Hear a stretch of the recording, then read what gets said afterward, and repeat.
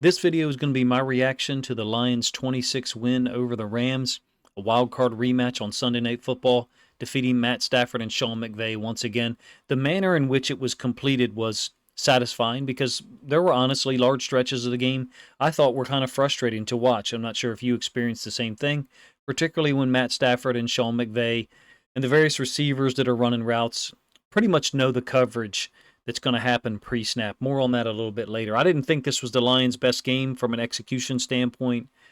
I'm quite sure that you agree, but if you do not, let me know in the comment section. The finishing touches or the finishing hammer, David Montgomery, deserves mention, deserves memory, and I'm sure it will last for a while because it's a great win. When you can win and not play your best, you have to. That could be the difference between 14-3 or 12-5. If you win two of these games during a particular year, I'm thinking of the Bears game last year at home 4 days before Thanksgiving, where you're able to come back and win that game that you probably got outplayed for 3.5 quarters. I don't know that the Rams outplayed them for 3.5 quarters, but I think the Rams defense was very solid and made life difficult for Goff and many other guys. I think they played a lot of zone. What impact that had on Goff in the passing game, I'm not sure. But they were able to stop the run for large stretches as well until the overtime drive. Fortunately, the Lions were able to win the toss. If the Rams won the toss, they probably get down near the red zone or in it and have to settle for a field goal. That would be the largest percent outcome, if you ask me. They were able to score some touchdowns, don't get me wrong, but generally look at the course of the last 8 quarters, or 5 quarters, I guess, that when these two teams have played each other, the Lions have been able to stop them in the red zone or close and limit them to field goal attempts. That's just a fact. There's a mathematical probability that the Rams would have gone down and most likely gotten a field goal, and then the Lions could have potentially responded with the same thing they just did. I thought it was brutal. I thought it was fun to watch in overtime. Unfortunately, it was few and far between. For me, I'm going to focus part of this on the defense and what I thought was a perceived lack of passion. It's tough to see that through a TV screen or a laptop. So that's a little unfair of me to mention that. You're welcome to let me know if you saw maybe lack of energy is the better word. I didn't see guys that were overly energetic other than Jamison Williams and a few guys on the defense. He was incredible, operating at a different speed. Amazing game for him, a breakout performance. I don't know, but you was glad to see it, number one. I was kind of glad to see him go through some adversity. Went down for injury and then came back later. Still played extremely well. Defensively, I have to focus on that for a moment, and forgive me for being negative here at the beginning, but I just did not see the Lions' defense impeding or disrupting anything the Rams wanted to do. Not consistently, at least. It was like, hey, let's show our coverage on nearly every motion, which they, the Rams, do almost 100% of the time. Personally, I can't wait for the All-22 film to confirm or deny some of my suspicions. I thought it seemed rare whereby the Lions switched up their coverage post-snap and gave Stafford any hesitation or any pause to think about post-snap. Look, the Rams are committed to running those motions across the field to gain intel. Cool, a lot of teams do that. Oftentimes they're motioning Cooper Kupp from the field into the boundary. So they're really forcing you to predetermine something, and it took the Lions a long time to come up with a viable answer. The late third quarter, they started motioning Kupp into the boundary, and Brian Branch was the boundary side safety, would kick down close, and he could theoretically play man on Kupp, or he could play the flats in a pass coverage situation. That seemed to be an easy fix. You had a better athlete. Branch is just a better athlete than Kupp, and he's more physical on some of the shorter routes. Additional to that, Cooper Kupp is not a downfield threat type of guy at this point, so they were able to kind of match up with him better. And in fact, the very next possession after I saw that for the first time, Sean McVay started to line up Cooper Kupp to the field and leave him there. It was almost like he's like, okay, I'm going to keep him away from this matchup. It's not saying he can't beat Brian Branch for any routes, but it's just that I thought Aaron Glenn took a long damn time to identify, hey, we've got an Avenger in Brian Branch, especially when you roll him up as a nickel position. Now, I'm talking about doing it to the boundary, which isn't typically where the nickel goes. But I thought a lot of the Rams' passing attack was kind of predetermined. And what I mean by that is against man, throwing it out into the flats to the boundary. Pick rub concept. Against zone, a little bit more throws over the middle in between the hashes. Lions defense just didn't have answers consistently, in my opinion. And it doesn't matter which coverage we're talking about. That's not the point. And so maybe I need to explain that. I don't care what coverage you think they should play. It doesn't matter what coverage I think they should play. Man, zone, split field, or match coverages, whatever. It's the way they're getting to the coverages from a structural standpoint that must have been predictable to the Rams. Meaning McVay as a play caller and then Stafford on the field could interpret the response to motion from the field to the boundary out of a particular formation or alignment by the Rams, and then he knew the coverage. I would say it was 90% reliable. They kind of have to be kicking themselves, they being the Rams. Matt Stafford threw a red zone interception, and Sean McVay went for it on a fourth down and didn't get it. A great challenge by Carlton Davis III. So there's points they left on the board. For some reason, they went for it on that fourth down. I'm not sure why. McVay maybe knew that they would throw the ball against the Lions well. I think they threw 49 times for 319 yards, 309 yards, something like that. So I guess a little over 6.2, 6.3 yards per pass, something like that. I noticed a couple of things besides. Let me talk about a couple of good things defensively so I don't lose you. My apologies, but Anzalone played like a man on fire early. Those 2 tackles for loss on the opening possession, 3 and out, I thought was important. Hutchinson had 1 sack. Could have had more, but he clearly got held a handful of times. Branch had a couple of big hits, I thought, coming downhill. Guys kept falling down today, really weird. Carlton Davis III, I think he had 9 or 10 tackles, but he fell down like 3 times. And I thought to myself, okay, this is weird. Branch fell down once. I even thought I saw St. Brown, like, he didn't fall, but St. Brown seemed to be easier to get knocked off his route. And in fact, on 2 of his routes, he did kind of fall off balance and end up on the ground. It was really weird. I've never seen that from him. It was a weird dynamic for me to witness. Normally, if you're going to have trouble with your balance or something, it's going to be as the road team because you're not used to that field and that turf. In this case, it's your field. It's what you play on. So the guys that were obviously energetic that you could look at and watch and know was Jameson Williams and David Montgomery in the overtime. I mean, that was ridiculous. That Rams defense played very fast, very aggressive throughout the day. They played a lot of zone, like I said. It's tough to tell from the broadcast, but it looked like a lot of zone. Made things difficult on Jared Goff. And then suddenly, the first play of overtime is this reverse to Khalif Raymond. That seemed to like open up the faucet. Just a brilliant call because it's not Jameson Williams to do so. Meaning, you line up Khalif Raymond and run the reverse. Now, in one game, you've run a reverse to Jameson Williams for 13 yards and a reverse to Raymond for 12. Pretty amazing, if you ask me. Brilliant call. And then Montgomery just goes off. There was a swing pass in there to Gibbs for 9 yards. But Montgomery, I think, was 6 carries for 57 yards in overtime. Look, he almost scored, on the snap before the game-winning touchdown run. The 1-yard touchdown run that came, after the timeout. That play there, I think it was an 8-yard gain, maybe 9.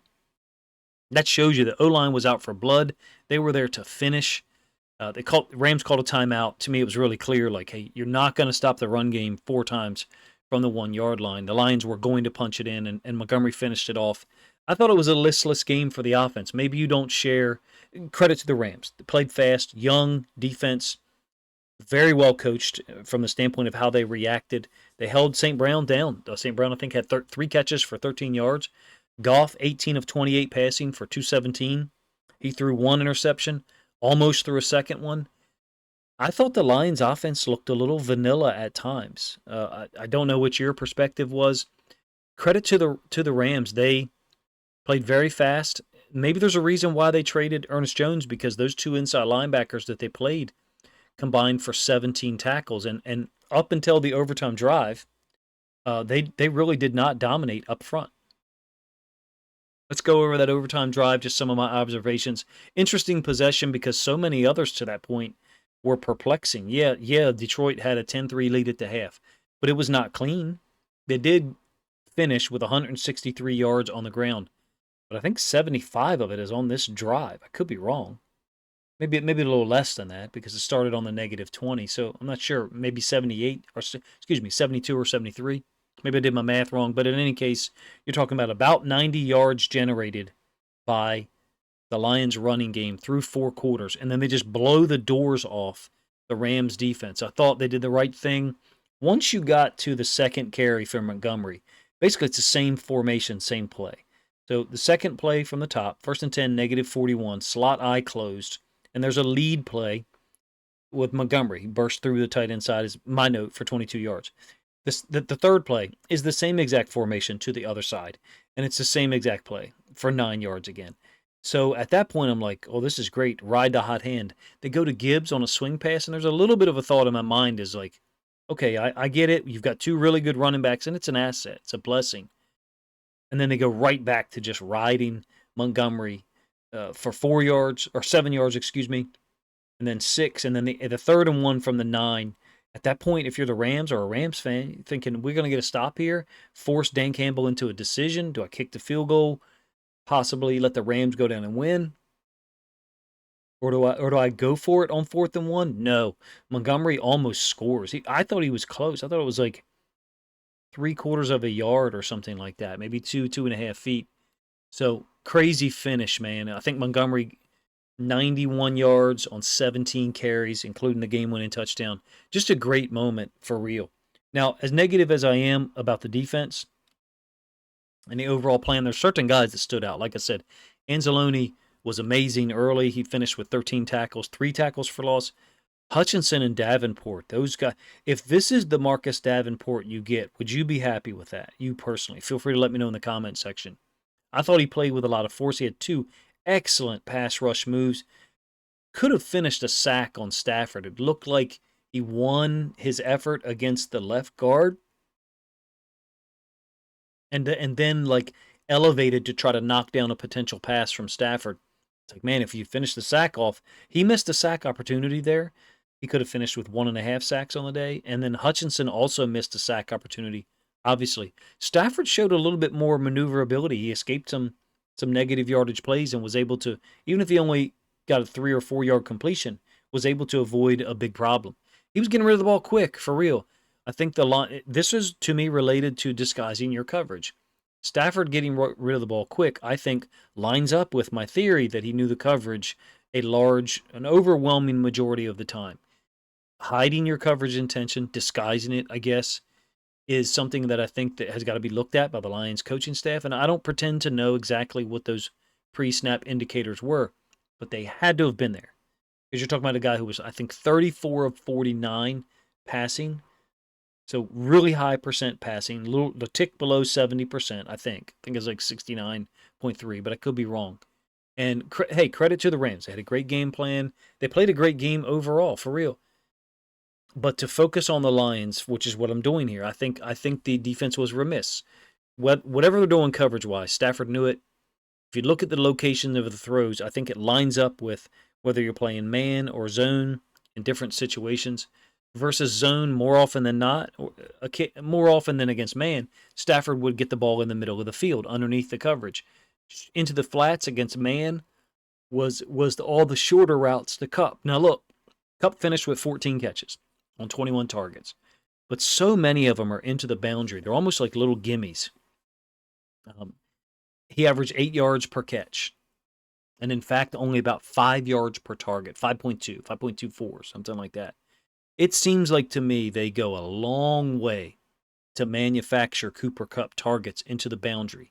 Now, here's my point. There's some other talented wide receivers on that roster. Puka Nacua obviously got hurt. The young guy, Tyler Johnson, that caught the ball underneath and then turned and burst upfield. What if he got 5 or 6 of those targets for Kupp? What I'm saying is there seems to be a cap on about 60 or 70% of the routes that Cooper Kupp runs, meaning it's going to be a 7-yard gain, 8-yard gain at best. I wonder if they should be using some of their more athletic guys in some of those positions and not focusing on, it's 21 targets to one guy. I understand Nacua went down and he trusts Cooper Kupp. Cool. Look at the stats. And if you're a Rams fan, you clearly won't like what I'm saying, but there's other talented guys on that roster. I didn't see, let's do it this way. If Cooper Kupp catches that pass that Tyler Johnson did, is he going to burst upfield for 52 yards? I didn't see that level of athleticism from him. There's other explosive guys on the Rams roster and across the NFL. Other teams aren't going to go to such great lengths to get one guy so many targets. I think the Lions defensive staff has to look at how the Rams could figure out the coverages so easily, and how they could use Cooper Kupp, who, again, people are not going to like me saying this, but he is nowhere near as athletic as 20 or 30 other receivers in the NFL. How they're able to get him open so often into the boundary simply by motioning from the field to the boundary seems to me that Aaron Glenn should have been able to handle that sooner than he did. And perhaps I get to look at the All 22 film and I see that they didn't roll Brian Branch down as much as I thought they did. I'm writing down information during the game, and so I don't get to see the entire. Sometimes I'm looking over at one screen and glancing back right before the snap, but it seemed to me I would be mildly concerned if I was a Lions fan. But this is what the Rams do, and they're really good at it. It's a ball control passing attack where Kupp is running a lot of routes into the boundary, parsing out the coverage. It's tough to defend because the nickel defender is not over there. Again, they're in 11 personnel all the time. So the nickel defender is to the field. And if you run the nickel defender with him, well, then he knows it's man. Rolling Branch down to the boundary, it could be man. It could also be zone. Branch could play zone from there. He could play curl flat. I thought once they started rolling Branch down into the boundary, A, Sean McVay stopped motioning Cooper Kupp as much, and B, that's when other guys began to get targets. But getting back to the offense, leaving the defense alone, I'm super critical of it. I could go on. Jameson Williams had a monster game. I think he had a 53, 54-yard touchdown against Tre'Davious White. Also had a big reception earlier in the game for like 30 yards. 13-yard run on the reverse. Just looked amazing. Fun to watch. And I want to see how this dynamic involves, meaning St. Brown's got to get more touches. I think he had 3 targets or 4, maybe 5. For that matter, so does Sam Laporta. It seemed very disconnected offensively tonight. But I know you're excited. If you're a Rams fan, you didn't want to listen to me rave about Jameson Williams, but for him to have that impact, and we would presume that the Lions eventually are going to soon, probably next week, get St. Brown more involved, get Laporta more involved. With the big play capability that Jameson Williams has, it's a potential raising of the ceiling of this offense, and perhaps even a raising of the floor as well. Montgomery took over in overtime, but I do want to mention Gibbs. Gibbs might not have had any big plays like some of the other guys, but he did finish with 74 total yards from scrimmage and that really nice touchdown where he powered through. The first half, I usually make notes, and so I'll do so now. I'll read off some of them. 10-3 lead, into the half, 7-point lead. You had the interception by Kirby Joseph over the field on a throw that Stafford should not have made. There was a very stark difference in his willingness to throw in certain areas versus meaning the flats or over the middle of the field. He did have 2 short completions to Nacua underneath. Again, these are my notes at halftime. He did have 2 short completions to Nacua underneath against zone, but the tackles were having a lot of difficulty in pass pro early. Hutchinson was destroying the left tackle, Davenport too, and Stafford and those guys that I think went to great lengths to try to parse out the coverages. Teams had 13 points at halftime, so 10-3.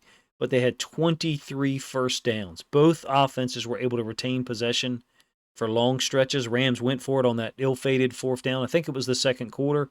Great challenge by Carlton Davis III. Kind of knock it away from Kupp on a short route. Then the interception later on. Weird situation. After the interception, the Lions run an offensive play with like 3 seconds left in the half. Maybe it was 7. Maybe I didn't see the screen correctly, but Goff got sacked by Jared Verse. He could have been a strip sack. It was just a weird risk there at the end, being as you got the ball to start the third quarter as a Lions offense. Stafford had thrown the ball 26 times at halftime for just 119 yards. Yes, a lot of completions and very efficient, but not much in terms of yards per attempt. He did have the 1 interception, only 1 sack. The time of possession at halftime was relatively equal, and the Lions only had 124 yards of offense. Basically, Jameson Williams with the 36-yard catch to that point and the 13-yard gain on the reverse. St. Brown had 3 targets at the half, and those 2 long possessions by the Rams really sucked the energy out, I thought, of the defense, because they just couldn't get them off the field on those 2 drives at least. But the Rams, fortunately for Detroit, was only 1 for 4 on 3rd downs and 0 for 1 on that 4th down, like I said. 4 total drives each. Both teams through halftime only averaging 4.6 yards per play. So credit to the defenses, particularly the Rams defense, because I thought they played more physical than the Lions defense. Lions defense seemed very reactionary. They had taken a 10-3 lead at the half, but other than a couple of big shots on Stafford, it didn't seem like they took advantage of the tackle situation for the Rams as much as you would hope. Now, Hutchinson played great. He was held often. I thought he was held a couple more times and it wasn't called. Played a brilliant game, if you ask me. They were very fortunate to have the 10-3 lead at the half, given that McVay made a poor decision to go for it on that fourth down, and Stafford made an equally poor throw that Kirby Joseph intercepted. Lions O-line, I thought, had some trouble, to be honest with you, pass prone. I thought Byron Young and Jared Verse and some of the interior guys were able to maybe push the pocket a little bit back in Jared Goff's lap, a little bit more than we're used to seeing, in my opinion. To get a win on a game when you don't play near your best, yeah, that's wonderful.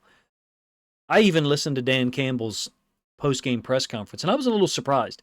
He's usually incredibly fiery and holds his team ultimately accountable. And he kept saying, we will get better. We will get better at this. And that was a little difficult for me to hear. I wanted to hear a little. I don't know about you. Maybe you're in a different place. I wanted to hear a little bit, this is on us.